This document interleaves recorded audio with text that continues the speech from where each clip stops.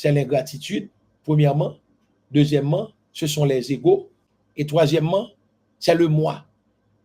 Le moi est haïssable. Tous les domaines de la vie politique, nationale, culturelle, économique qu'un pays aurait aimé avoir. Pourquoi qu'on ne peut pas nous unir pour faire de ce pays un joyau de haut prix? C'est l'ingratitude, premièrement. Deuxièmement, ce sont les égos. Et troisièmement, c'est le moi.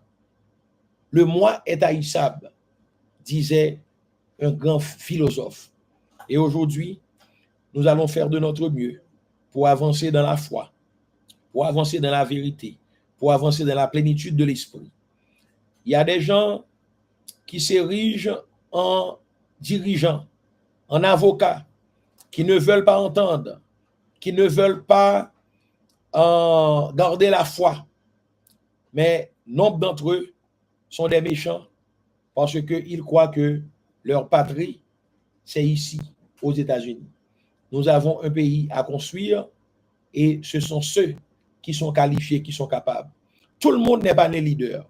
Quelqu'un peut avoir 2-3 doctorats et c'est un bon technicien, mais il n'a pas la capacité de gérer, il n'a la capacité de proposer.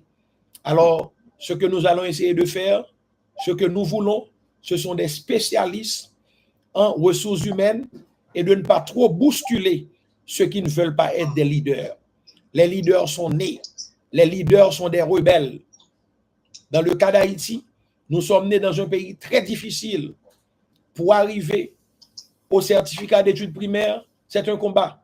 Pour arriver à la classe de philosophie, c'est un autre combat. Pour entrer à l'université, un autre combat.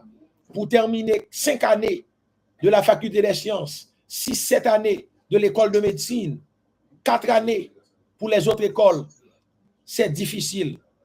Et aujourd'hui, ils essaient de gaspiller tout un peuple. Vous avez des jeunes qui ont fait de bonnes études en Haïti. Aujourd'hui, vous avez même des Saint-Louisiens qui ne foutent rien ici